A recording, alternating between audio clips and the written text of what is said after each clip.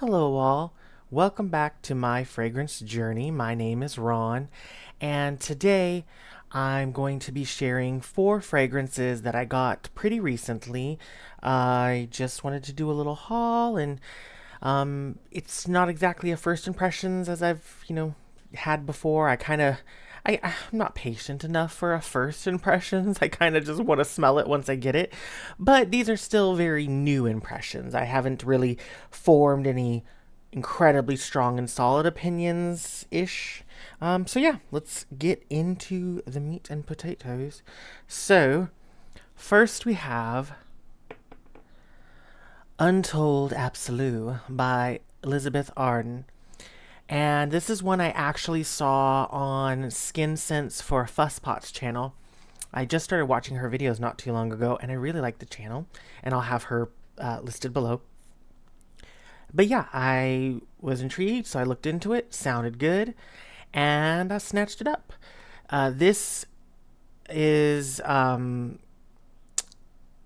that I think is perhaps being discontinued. Actually, I at first just to kind of look and see what they said on the website. I was looking on Elizabeth Arden's website for it, and it wasn't listed. So then I looked on the UK website and wasn't listed.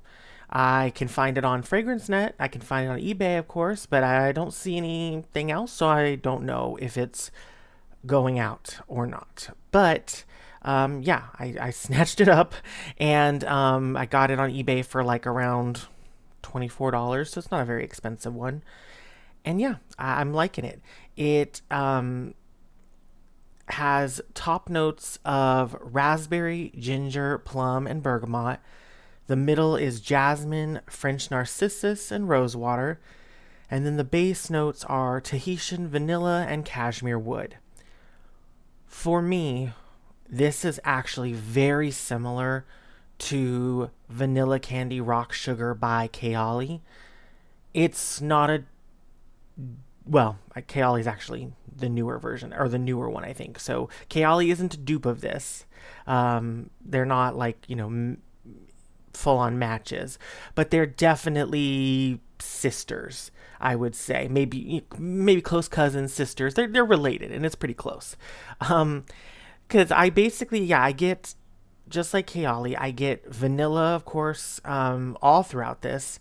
It just gets warmer and a bit sweeter as we go. I also do just get sweetness in general too. This is definitely a sweet fragrance. It's not as sweet as the Kayali, but it's definitely sweet. It also gives me that fruity quality that I get from the Kayali. In this case, it's the plums and the raspberry, and in the Kayali, it's just pear. So it's kind of a similar vibe, and it also gives me a kind of similar desire in how I want to wear this. So I like this one just with the Kayali. I like this really anytime. I think it's good, but I especially like it for the evening, bedtime, that sort of thing. There's a comforting quality to this because this one actually even more than the Kayali, it gets a bit warmer and that cashmere wood kind of comes through, and there's that slight woodiness, and it's nice.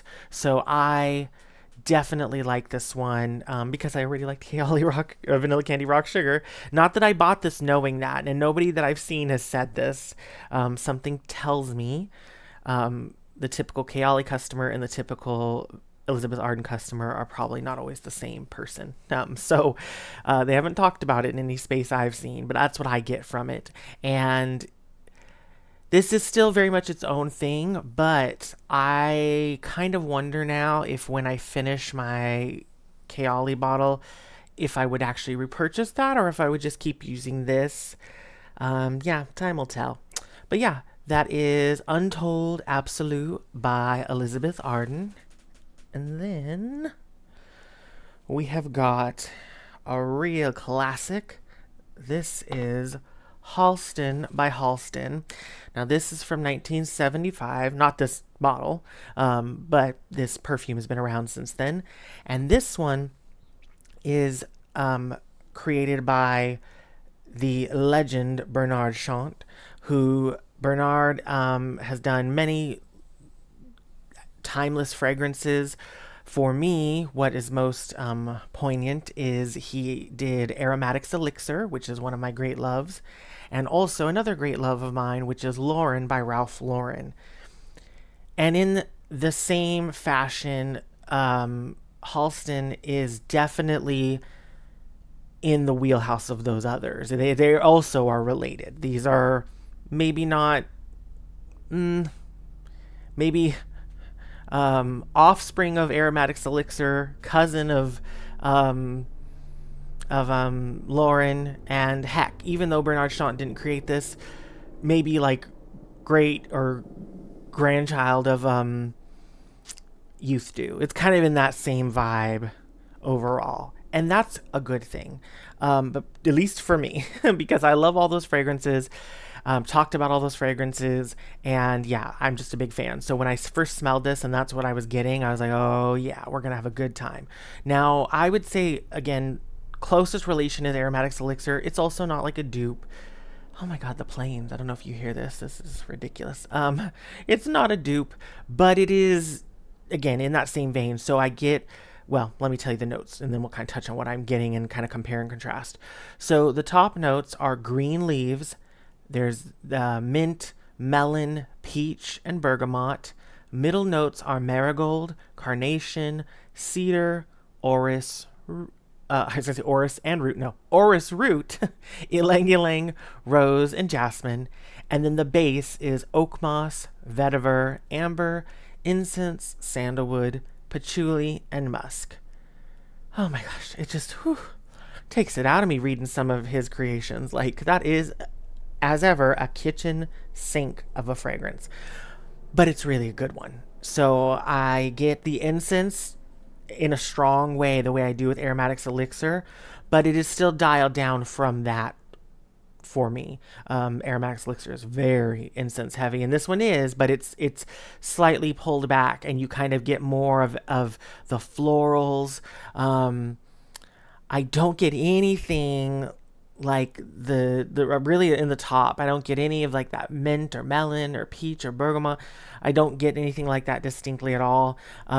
I do get the greenness, and the greenness is where I feel like it harkens back to, well, maybe not back because I think it was released after, but it harkens to Lauren, because it's that same kind of greenness that I don't want to say is a floral greenness, but like I said in I think my Lauren video, it's like the stems of flowers. It's that kind of green where there's just almost a whisper of floral, and that's the greenness that I get in the top for this. My goodness, the planes are really circling. Let's hope it's not an ex-convict. There's no room at the end, folks. Anyway, we'll find out what kind of video this is gonna be. Yeah, this is though it's the greenness, and then the incense, and then I also get the carnation as I get in fragrances that he does. Well, in general, I get carnation pretty easily, I feel, and it's got that kind of greenness, but also that slight almost pepperiness, or spiced quality, I should say. Not, well, kind of peppery, but yeah, kind of a spice, just warmth.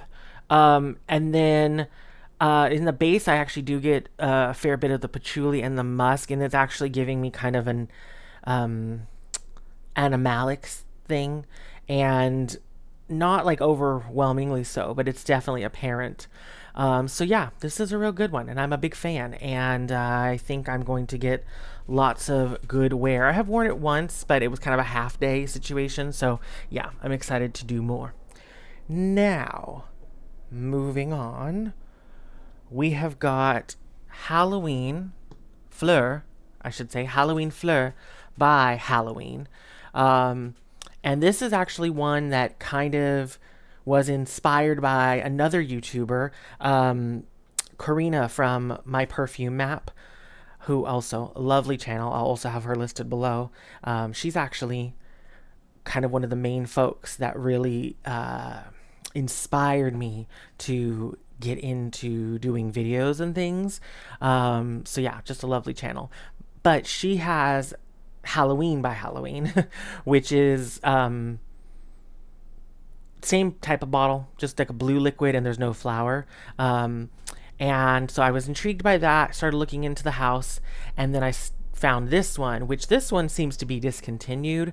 I actually found it on Groupon, which is wild because I couldn't tell you the last time I used Groupon, but a little quick Google and Google shopping at that, and it pulled up with the site, and they had it, or well, whatever site was affiliated with Groupon had it for just a little bit of money, or just a little bit of money. That's not fucking helpful. Just like 22 bucks or so. Whereas other sellers had it for more because it's, I think, getting a bit harder to find. But yeah, so I snatched it up, and I'm glad I did, because one of the things that really kind of intrigued me about this fragrance was the perfumers behind it. So this has three different folks behind it. There is Carlos Benaim, I believe, perhaps, and he's done a whole slew of things. Let me just kind of read down some of these. He's worked for Avon, Boucheron, Bulgari, Calvin, done a ton of things for Calvin Klein, like Euphoria and all kinds of things like that. Carolina Herrera, Chloe. But for me, what really sticks out is he's also the nose behind White Diamonds by Elizabeth Taylor, which I really quite love.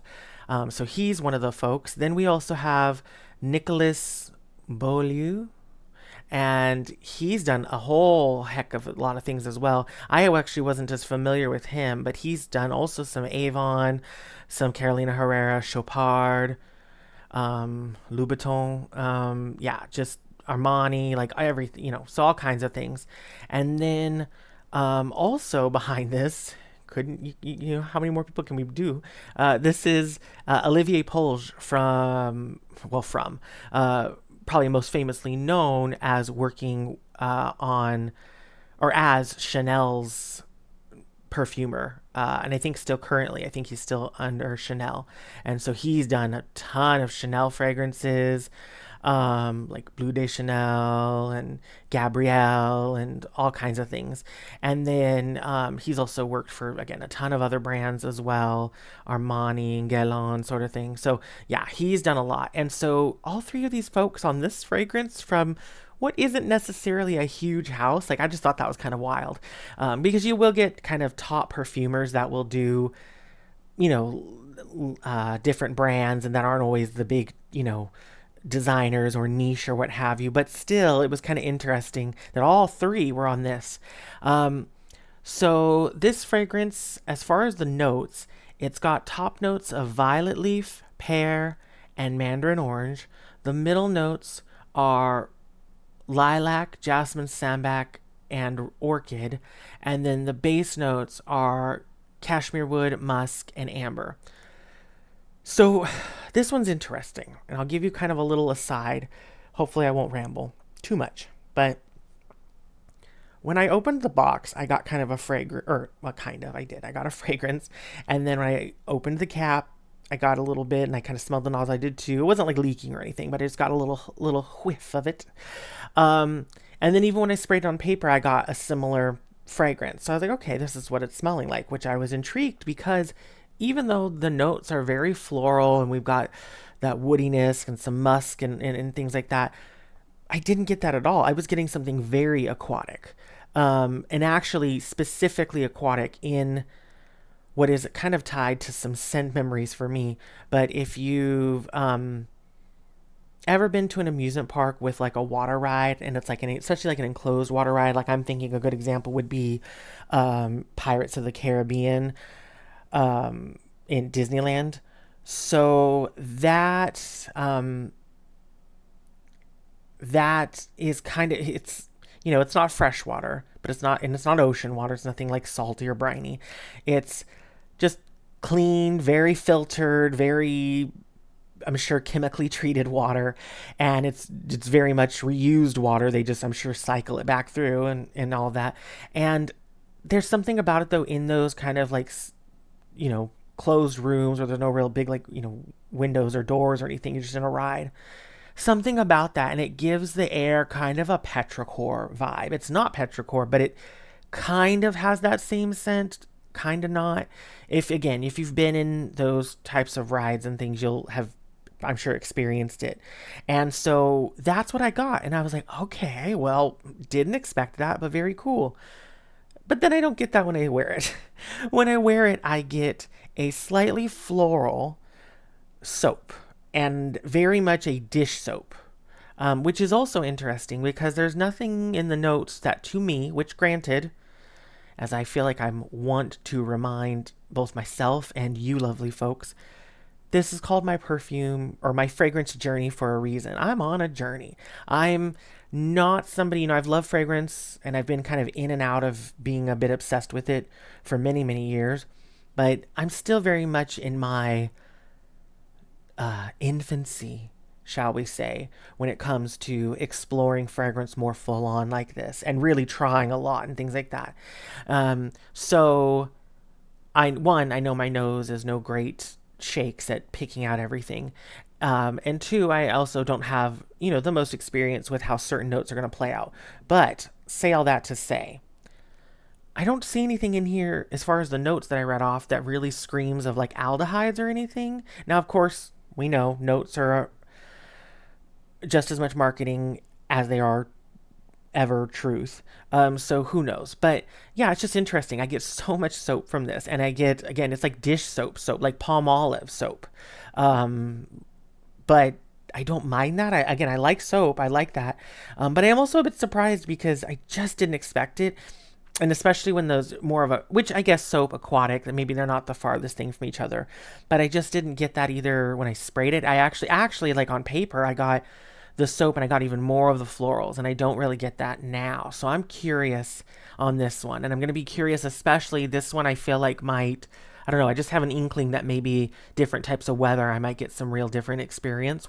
So we will see. But that is Halloween Fleur by Halloween. And last, we have Ulric de Varens. And this is their Varens Sweet line, which has all sorts of like gourmand type fragrances. And this one is Peche Chantilly. And this is peaches and cream. They're not kidding. So the notes are in the top, there's ice cream and raspberry. The middle is whipped cream, ice cream, and peach. And then the base notes are sugar and vanilla. And they're not kidding. I mean, that's what I get. But I get it more than like ice cream or whipped cream or all that. I actually get like creamy, like candy. Like I think specifically of cream savers by Lifesaver. So if you've ever had any of those, that kind of vibe, where it is that kind of like really sweet, although this isn't like actually cloying, but it's sweet for sure. Really sweet, creamy candy with fruit as well, but the fruit's kind of like, if not side by side, just a step back from the creamy candy.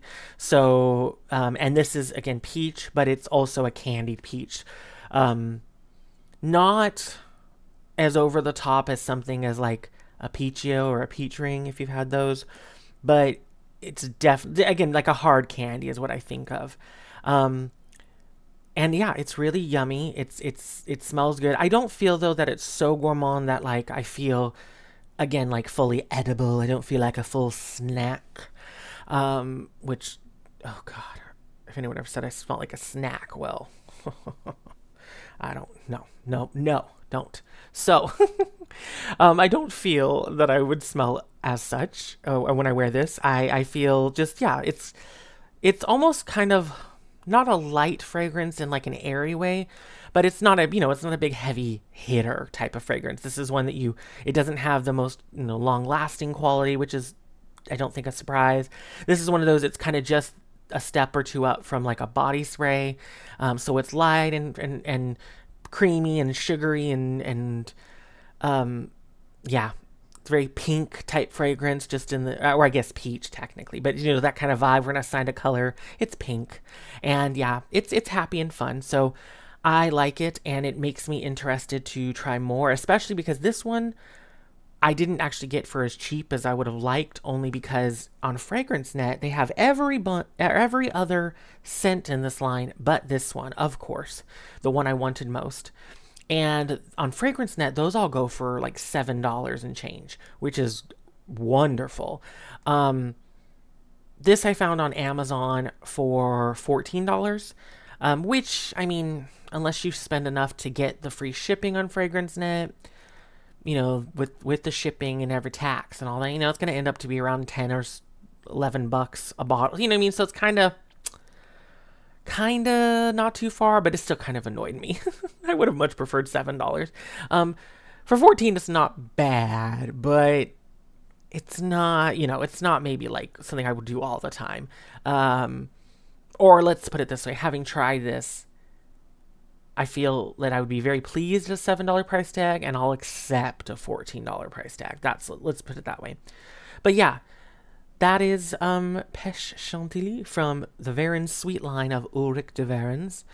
And that is my fragrances. Let me put them all out here so we can take a little gander, and also I can get myself a little thumbnail. And yeah, I would be curious to know what you've gotten recently, if there's been any fun new additions to your collection or anything you're trying out. And otherwise, I just hope that you have yourselves a good rest of the day. I thank you so much for joining me on my fragrance journey, and I will see you all in the next one. Bye.